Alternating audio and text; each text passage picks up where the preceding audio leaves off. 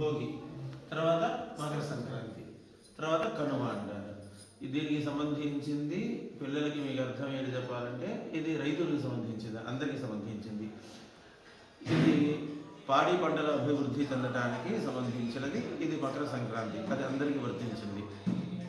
అలాంటిది కనుక మనం భూమాతకి ధన్యవాదాలు చెప్పుకోవడం, అలాగే పాడి పంట, దాంట్లో పంట అనేది ఉంటుంది కనుక ధాన్యాలు, నవధాన్యాలు, అనేక ధాన్యాలను మనకి దీంట్లో అంకురారోపణ చెప్తారు కదా, దాంట్లో 9 కాకుండా ఇంకా ఎక్కువ ఇచ్చారు. ఇలాంటి ధాన్యాలని ఈ సంక్రాంతి సమయంలో మకర సంక్రమణం దేవతా సూర్య అనుగ్రహంతో, సూర్యరశ్మి ఉంటేనే కానీ పళ్ళు పూలు వికసించవు. అందుకని ఈ మకర సంక్రాంతి ద్వారా ఆయురారోగ్యాలతోటి ఈ దేశం అంతా పాడి పంటతో అభివృద్ధిగా ఉండటం కొరకు భూసూక్తం ఒకటి, అలానే ఔషధులు మంచిగా పుష్టిగా ఉండాలి. అందుట్లో ఔషధులు ఏంటంటే ఇదివరకు కాలంలో 60, 70, 80, 90 ఏళ్ళు బతికేవారు. ఇప్పుడు ఔషధులు అంటే ధాన్యం తీసుకోవాలంటే ఆవిడ కూరలైనా సరే ధాన్యమైనా మందులు వాడుతున్నారు. తద్వారా ఏంటంటే అనారోగ్యాలు. అసలు మందులు కూడా వాడకుండా మంచిగా పుష్టిగా ఆ ధాన్యం భూమి శక్తిగా ఉండేట్టుగా, తద్వారా ఈ మందులు తగ్గించి ఆ ధాన్యం ఏవైతే ఉంటాయో ఔషధులు అవి మంచి బలంగా అందరికీ, ప్రజలందరికీ ఆయురారోగ్యాలతో ఉండాలని భూసూక్తం ఒకటి, ఔషధ సూక్తమైన యాజాతానవాక్యం ఒకటి చెప్పుకుందాం. ఓం హర నమః పార్వతీపదే హర మహాదేవ.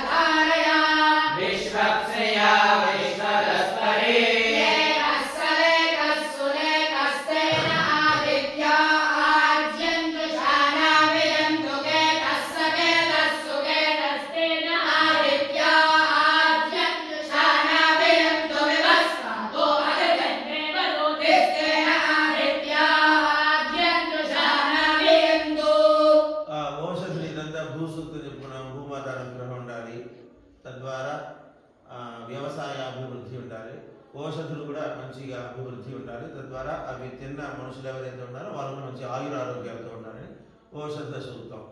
ఓం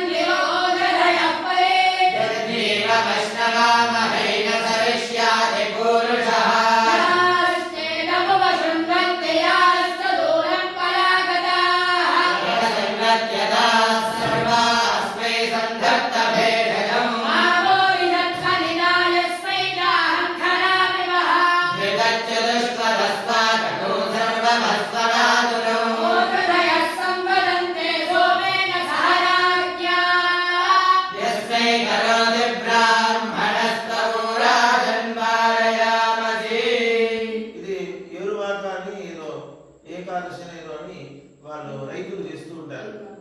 ఏరువాక పౌర్ణమి అన్నట్టు. అలానే ఈ సంక్రాంతి కూడా దానికి సంబంధించే కాబట్టి మంచి భూ సూక్తం ఇది చెప్పాం. ఇప్పుడు మనం చెప్పేవన్నీ శృతి స్మృతి పురాణాలు అన్నట్టు శృతికి సంబంధించినవి చెప్తున్నాం. పురాణాలకు సంబంధించిన శ్లోకాలు చెప్పట్లేదు. కనుక శృతిలోనే ఉన్నది, మనకి వేదంలో ఉన్నది, సంహితలో ఉన్నది, 4వ అష్టంలో మనకి నమక చమకాలలో ఉన్న దాంట్లోనే ఈ చమకుల్లోనే ఔషధులు ఉన్న సూక్తం ఒకటి ఇచ్చారు. అదేంటి?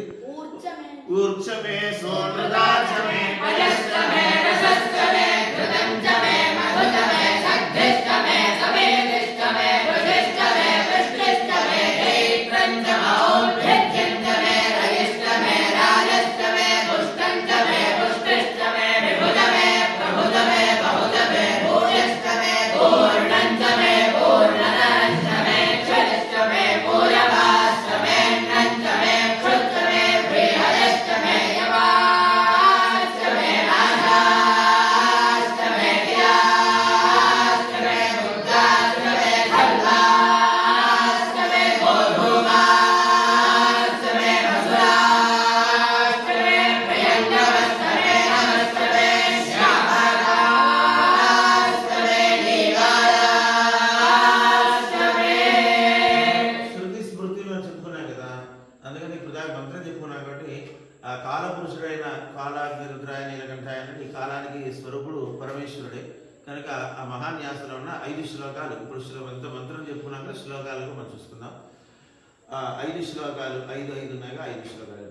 ఓంకార మంత్ర సంయుక్తం నిత్యం ధ్యాయంతి యోగినః కామదం మోక్షదం తస్మై ఓంకారాయ నమో నమః నమస్తే దేవదేవేశ నమస్తే పరమేశ్వర నమస్తే వృషభారూఢనకారాయ నమో నమః మహాదేవం మహాత్మానం మహాపాతకనాశనో మహామాభరణం వందే మకారాయ నమో నమః శాంతయకర్ణకర్ణాయ కారాయ నమో నమః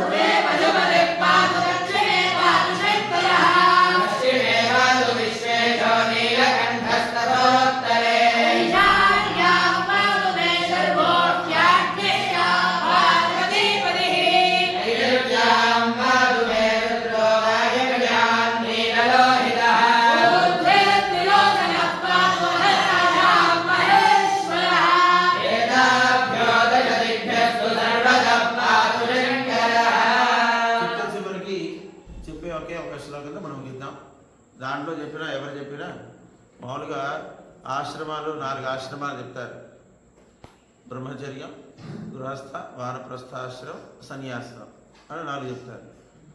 ఈ దీనిలో చెప్పేటప్పుడు మొదట్లో ఏం చెప్తారంటే ఈ ఉపనయనం కాకపోతే అది ఓంకారంతో తప్ప ఇంకా అతను మంత్రం చదివిన అధికారం లేదు. వానప్రస్థాశ్రమం చెప్తే ఓంకారం. ఈ ఈ ఉపనయనం చేసుకొని వివాహం చేసుకొని వానప్రస్థాశ్రమం అయ్యి సన్యాసంలోకి వెళ్తే ఎన్ని వేదాలు చెప్పుకున్నా కూడా ఆ సన్యాసం తీసుకున్నాక వాళ్ళు ఈ వేదాలు ఏం చదవకూడదు. గాయత్రి జపం కూడా ఉండదు. మొత్తం వదిలేసి వాళ్ళు ఓంకారాన్ని చేయాలంటారు. మొట్టమొదట్లో ఓంకారమే, చివరికి ఓంకారం, చివరికి ఏముండదు అంటారు ఎంత చదువుకున్నా జ్ఞానం. అలానే దాంట్లో మహాన్యాసం ఏముంటుంది, దేహో దేవాలయ ప్రోక్తి మనం భగవంతుడు అక్కడ ఇక్కడ ఎదుగుతూ ఉంటాం. ఆ క్షేత్రం ఈ క్షేత్రం అంత దాకా మనమే, మనలోనే ఆ శివుడు ఉన్నాడు. నా రుద్రం చేయదు, మనం వేరు శివుడు వేరు, మనమే శివుడు శివుడు మనం అంటాడు. ఆ చివరికి అది ఒక శ్లోకం చెప్పుకొని దేహో దేవాలయ ప్రోక్తో జీవో దేవస్థానాదన చేజేది అజ్ఞాన నిర్మాణ్యం సోహంభావం. ఆయన వేరు ఈయన వేరు కానీ చివరికి ఇది చెప్పేది. అందుకే ఎంత తెలుసుకున్నా ఏదో తెలుసుకున్నాం అంటారు. ఎంతో వేదాలు చదువుకొని శాస్త్రాలు చదువుకొని దాని అర్థాలు తెలుసుకొని ఎంత చేసుకొని దాంట్లో 4వ ఆశ్రమైన సన్యాసానికి వెళ్తే ఇవంతా లేదు మన చివరికి. దాంట్లో వేదార్థం కూడా దాంట్లో అర్థం ఉంటుంది. సంహిత అంటాడు, బ్రాహ్మణ అంటాడు. ఈ సంహిత బ్రాహ్మణ చెప్పుకుని ఆరణ్యకాలకు వచ్చేసరికి ఉపనిషత్తులోకి వెళ్ళేసరికి ఏం కావాలి అని తండ్రి కొడుకులు అలానే గురు శిష్యుల మధ్య అనుసంధాన బంధాల ద్వారా మాట్లాడే ఏంటిది మానవుడికి ఏం కావాలి ఏంటి అని వాళ్ళిద్దరు బ్రహ్మ పదార్థం ఏంటంటే ఫస్ట్ అన్నది అన్నం బ్రహ్మేది, అన్నమే బ్రహ్మ అని చెప్తాడు. అలా కాదని తండ్రి అంటాడు. ప్రాణమే బ్రహ్మజ్ఞానం అంటే ప్రాణం అంటాడు. అది కాదంటాడు.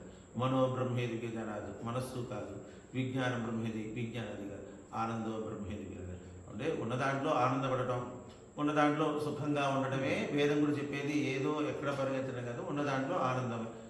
ఏదావది మనిషికి కావాల్సిందైతే చివరికి ఆనందం. అలాంటి ఆనందాన్ని ఇచ్చేది ఏంటంటే దేహో దేవాలయ ఇది ఒక్కడే తెలిస్తే మనకి చాలు. ఎక్కడ మనం పరిగెత్తకంటే హాయి కూర్చొని జపం చేసుకుంటే చాలు. దేహో దేవాలయ ప్రోక్తో జీవో దేవస్థానాదనః